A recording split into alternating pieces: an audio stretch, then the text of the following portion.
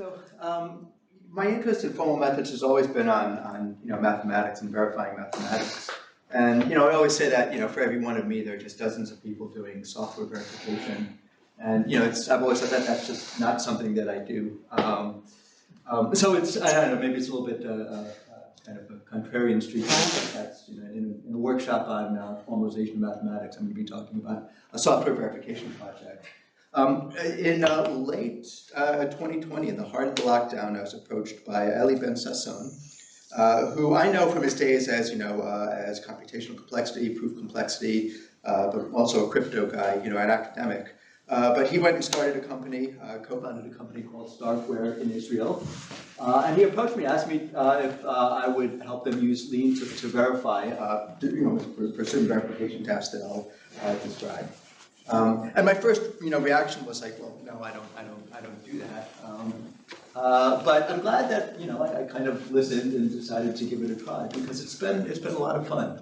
I still meet with them once a week. I still find a few hours, evenings and weekends to work on various projects. And so that's what I want to tell you about. Those of us who teach students in mathematics, we often act as though all these students are, going to go on to become research mathematicians, even though we know full well that very few of them will. One of the themes I wanted to convey to mathematicians is that if you're teaching students to formalize mathematics, they can do stuff like this as well. And you shouldn't dismiss it. It's a lot more interesting and enjoyable than you might think. So the company is called Starkware. It's a play on, if you watch the Avenger movies, Starkware is Iron Man or Tony Stark company. But the company has developed means of running decentralized applications on blockchain. They run a cryptocurrency exchange and a platform for developers to run an application. It's based on a family of programming language they developed called Cairo. We've been using Lean to verify various aspects of their methods and code. If none of this makes any sense to you at all, don't worry about it. That's what I'm going to try to explain what the idea is. When I started the project, part of the anxiety was even just the mention of blockchain, which seemed to be mysterious. But it's not easy. It's not hard to get over that. It's not that big a deal. You can just think of blockchain as just this big ledger in the sky. It's public, and things get written on the ledger. Nothing gets deleted, so the ledger just keeps growing. But people have control over the ledger. Various people have various kind of access rights. So, for example, if the ledger says that I have a certain amount of some currency, some Bitcoin maybe, I have control. I can transfer that to you, and that changes the ledger. Then you have access to the security, the currency.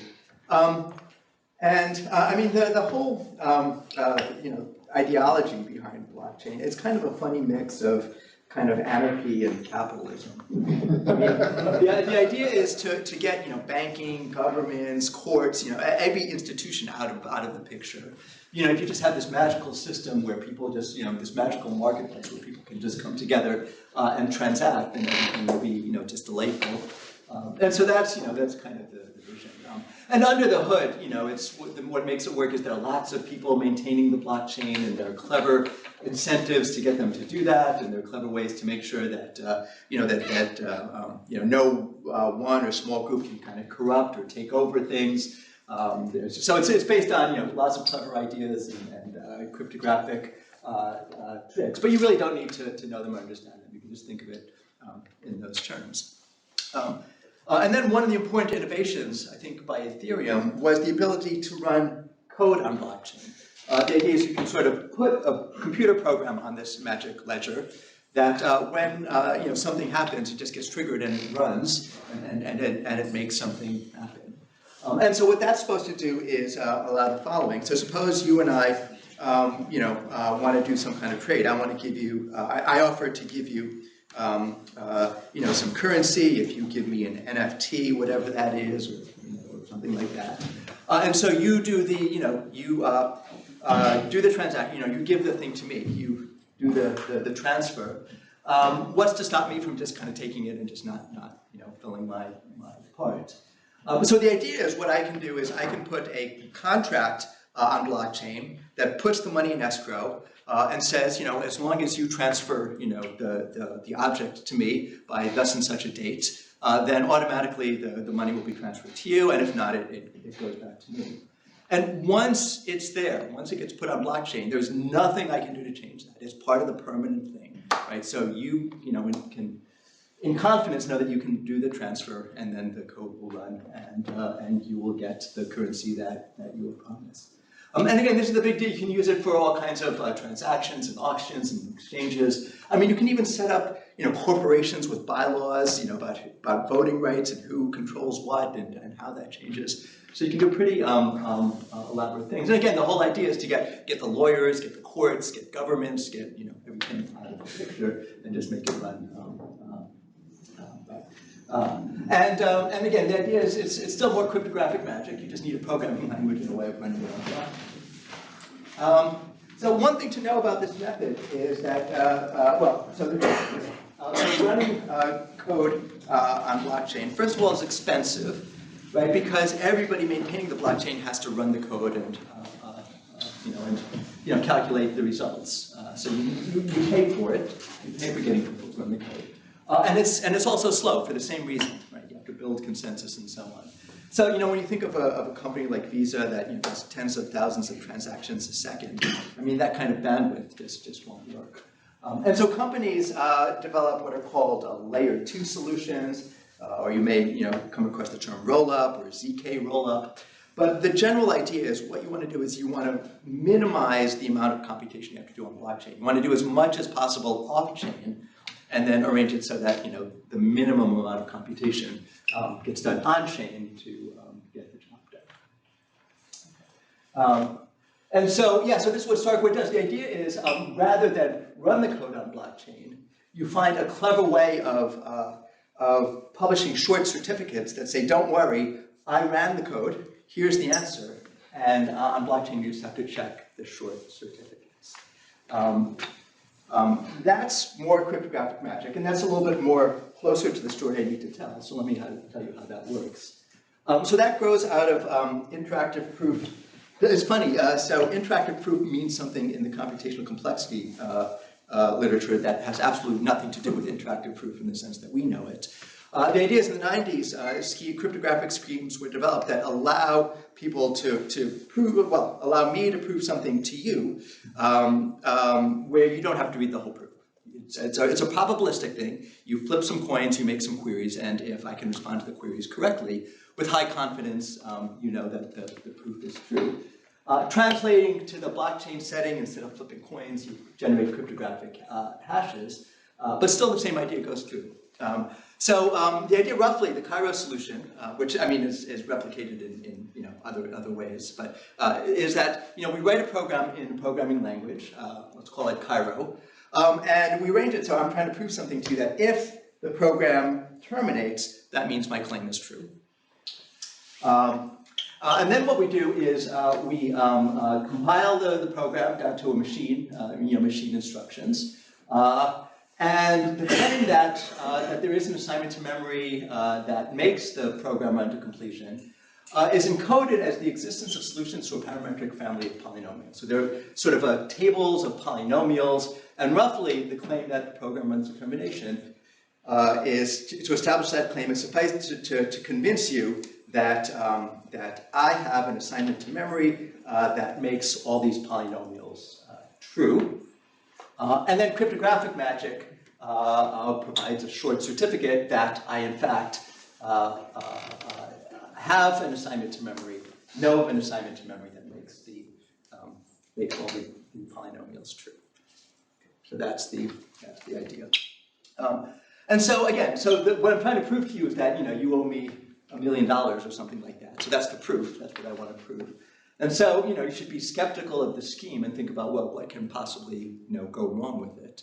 And the short answer is, everything can go wrong with it. I mean, you really need to trust the cryptographic scheme and, the claim that the existence of, that the certificate that, I have really does what it's supposed to do. You need to trust the encoding that the existence of solutions to polynomials really does mean that the machine code ran to completion.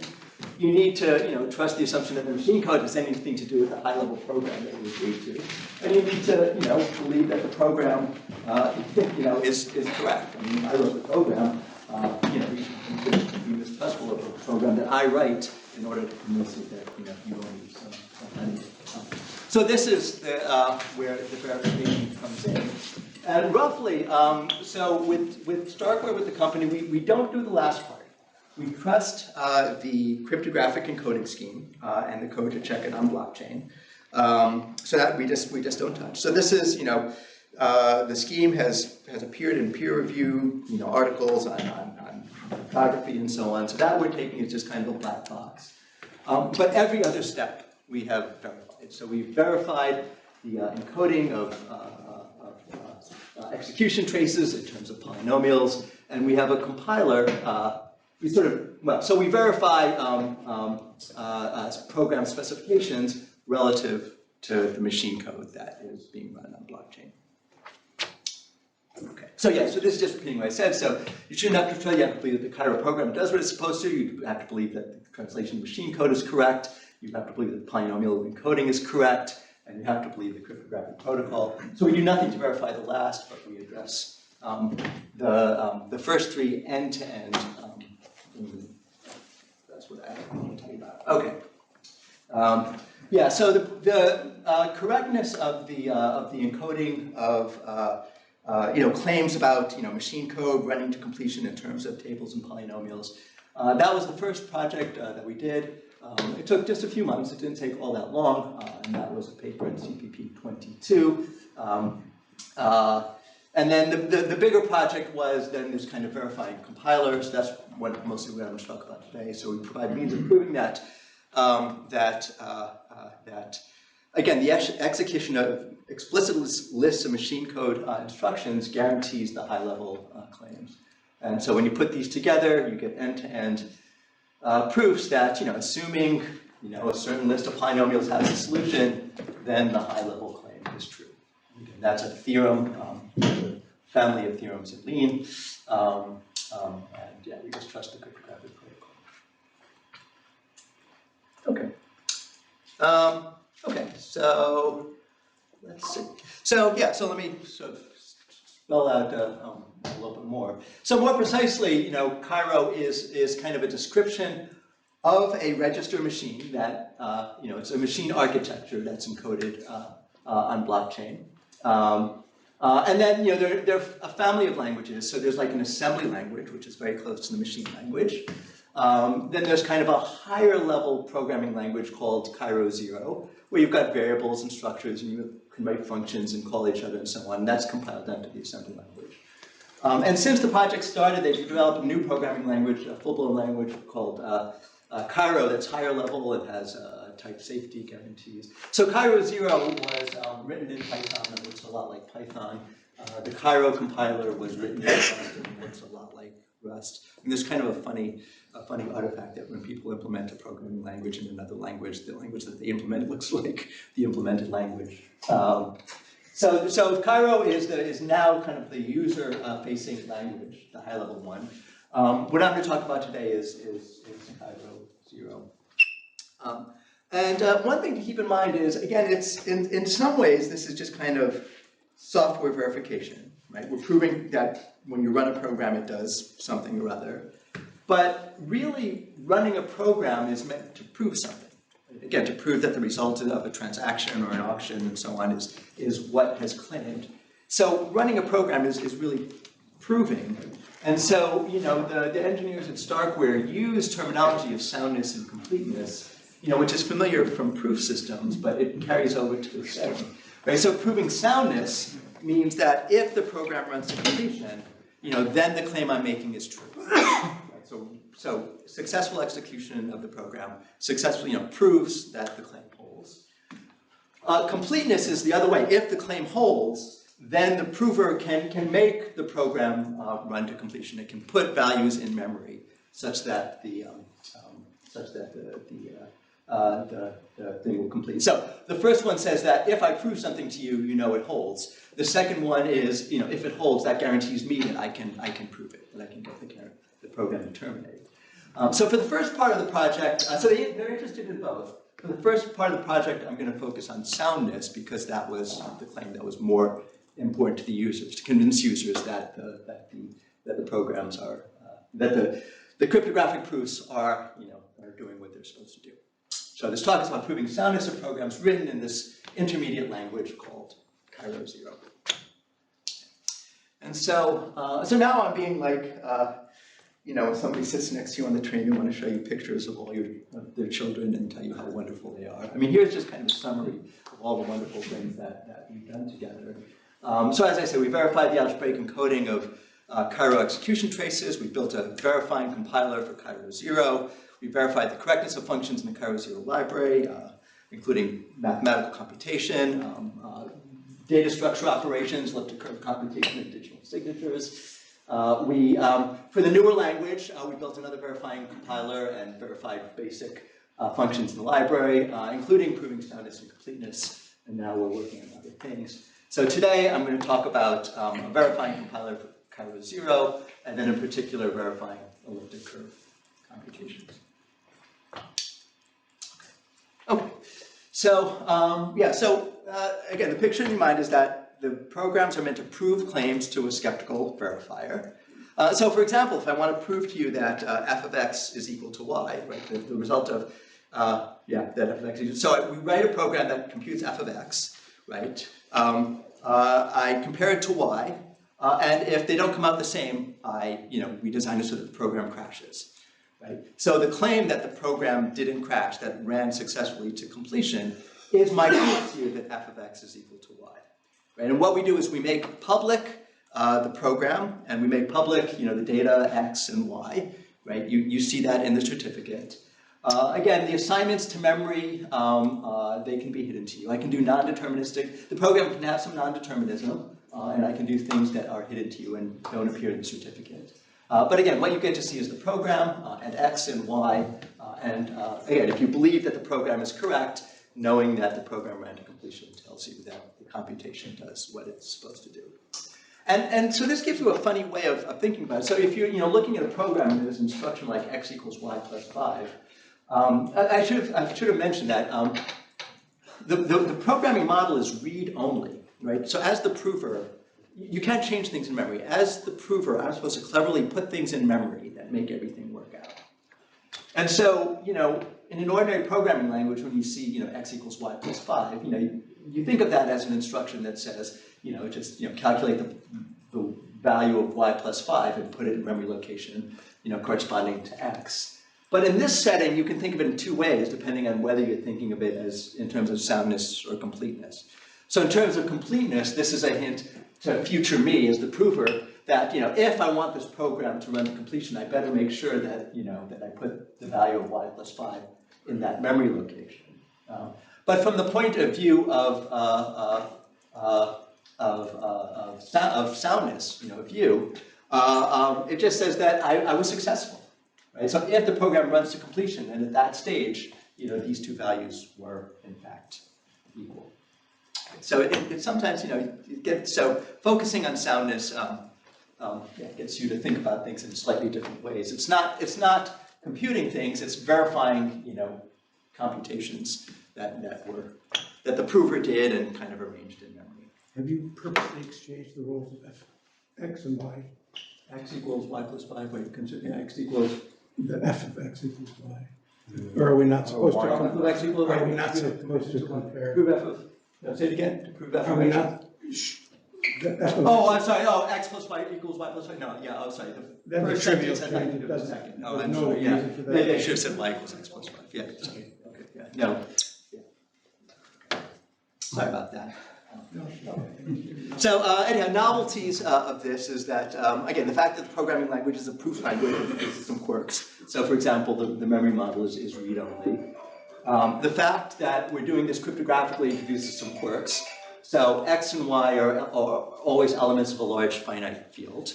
Okay? And particular primitive operations like add and multiply, but there's no comparison operation as a primitive.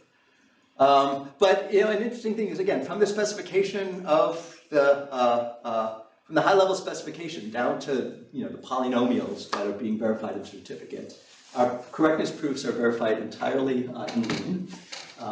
Another interesting thing about it is that while we were working, the compiler developers, the compiler existed, it was changing while we were working on it.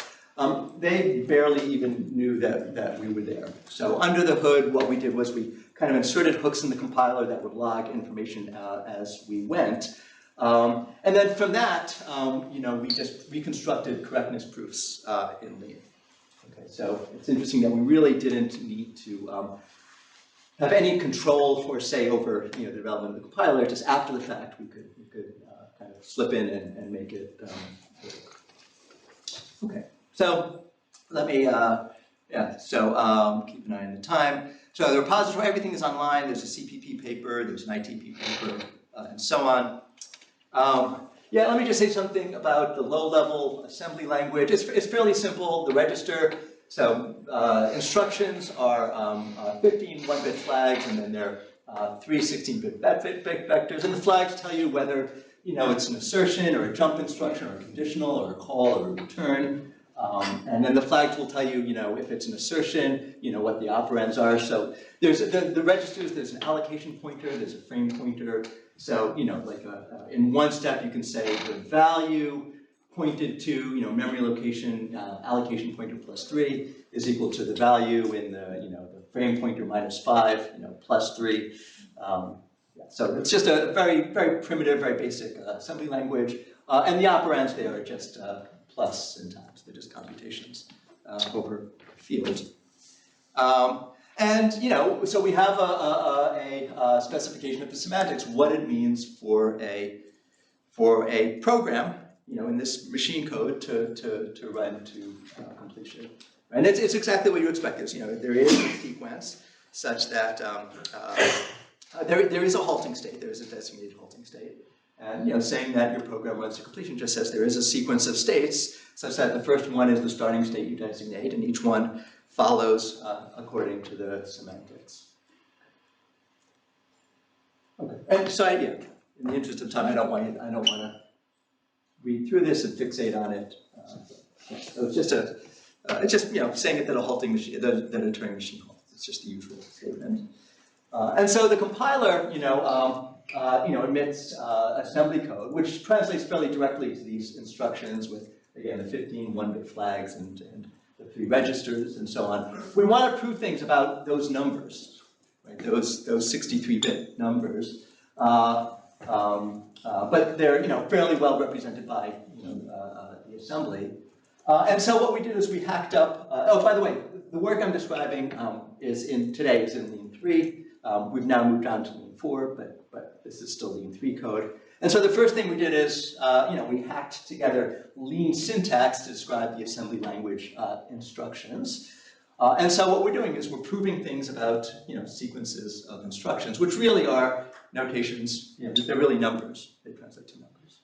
Okay, so we're proving things about, in memory, we're assuming that there are these natural numbers that correspond to assembly language instructions. And so Lean notation corresponds to the machine code instructions, and we can evaluate them and see that the numbers really are the values that are output by the compiler and are going into the certificates. So we're really proving things over machine code.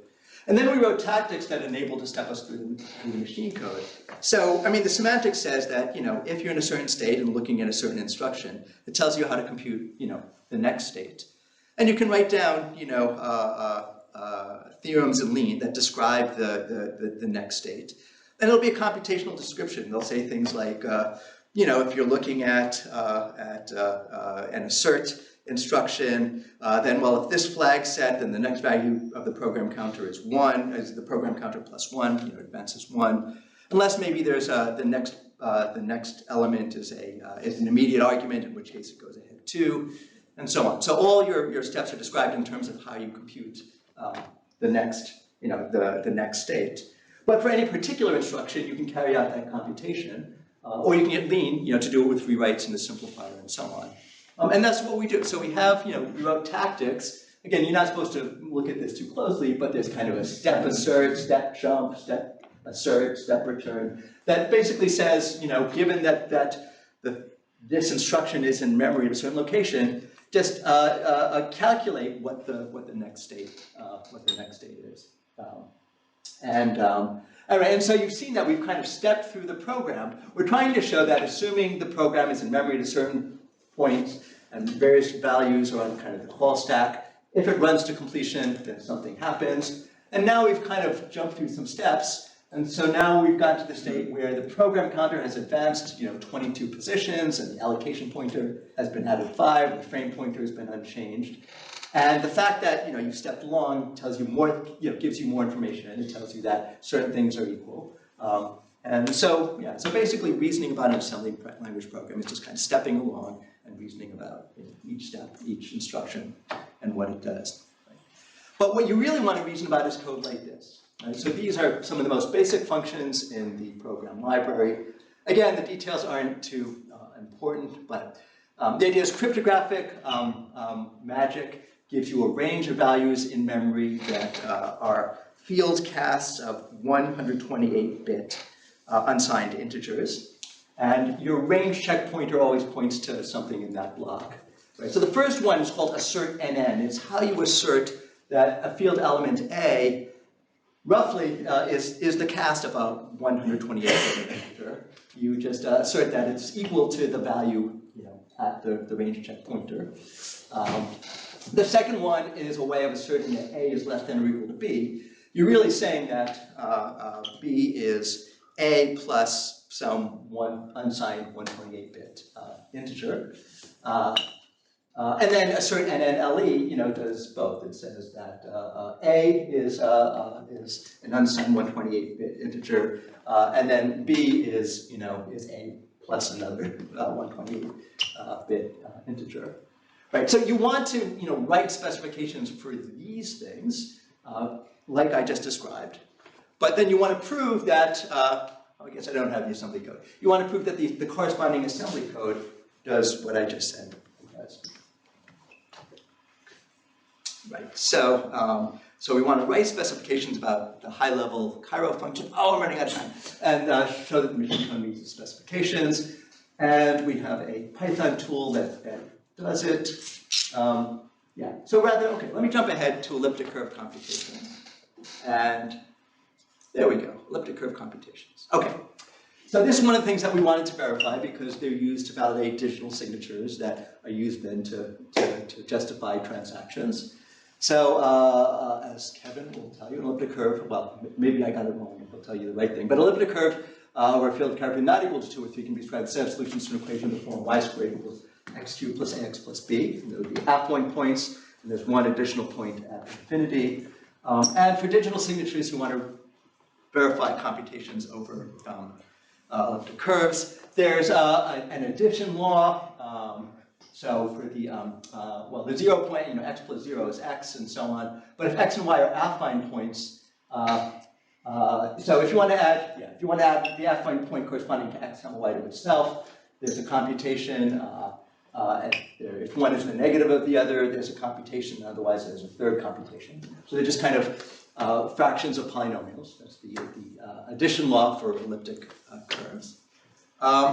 And so we had to verify that. So there are two ones commonly used cryptographically. There's SecP256K1, which corresponds to the curve y squared equals x cubed plus 7 over that prime. We did that one first. Then later we came back and we did SecP256R1.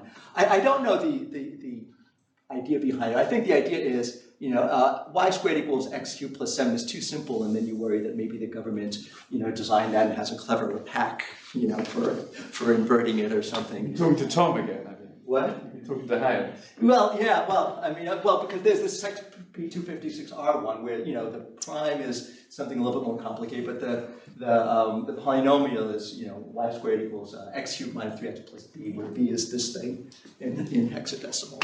So I can just come up with some crazy random number, and I don't know. But anyhow, so both of them are used. The thing to notice is that the field computation for the programming language happens over this prime here, which is a 251-bit prime. And so you're trying to, in that language with field elements representing, things modulo this, you're trying to carry out computations modulo a bigger prime. Right? Which is, it's just a mess. I mean, it gets really complicated. There are all these different things you have to deal with. There's the elements of the elliptic curve group that you care about. And so you're going to represent them as triples of integers of 86-bit integers, right? Each one you're going to represent by smaller integers. And then in the programming language, you're reasoning about triples of field elements that are assumed or checked to be representations of integers in that range.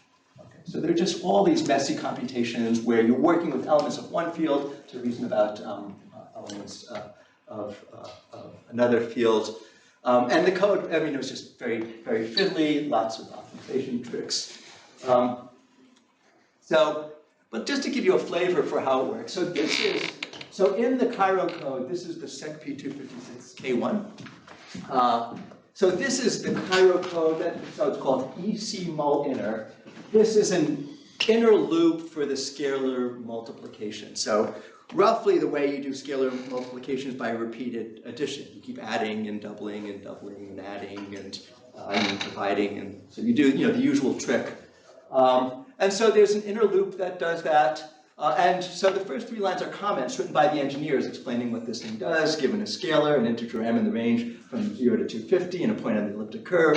It verifies something and returns blah, blah, blah. Right? And the code says, well, if m is 0, that's an easy case, then you're just returning a 0 point. But otherwise, you have to guess whether m is even, whether the scalar is even or odd, and you double something, and this computation. And roughly, what I had to do was take the engineer, that comment, turn it into a lean specification, right, and prove that this thing met the specification. Okay, so they had kind of a sketch, they had a model, they had checked, pen and paper, they had their audit meetings where they, wrote the specifications and argued that this is correct, that this is what we wanted to verify in lean. And here's what our tool did. So it took, from this code, we would first of all generate a very simple description of what the code does. It says if it runs to completion, so the rows, the variables prefixed by rows are the outputs. But the description says, well, if m is equal to 0 and the code runs to completion, if the code runs to completion, then either m is 0, in which case the scalar has to be 0, and what you're returning is an encoding of the 0 point. Or m is not equal to 0 and blah, blah, blah. Right? We're just reading off a line-by-line description of what the thing does. And the thing has a recursive call, so it's a kind of a self-referential specification. But this we generate automatically from the code. But then, the user doing the verification can write their own specification of what the code does. And this is supposed to be the thing that corresponds more closely to the comment. It says roughly, well, in the end, you're showing that there is data representing the input, and data representing the output, such that the output is the scalar times the input, and so on. Right, so we write the lean specification that we want to describe what the code is supposed to do, and then the user, the person doing the verification, has to prove that the naive specification implies the one that you want. But then our tool puts it all together. It generates the soundness theorem. So assuming that the program is in memory and you put all the values on the code stack, and all the dependencies are in memory, you get to prove that if the thing runs to completion, then the specification that you wrote does in fact hold. And the proof is, well, to show that the specification that you wrote holds, since you gave a soundness proof, it suffices to show that the specification that the tool generated holds, and it just steps through the code line by line and proves that holds. Okay, so let me just get to the punchline. So in the paper we have a lot more about this methodology and what's so great about it.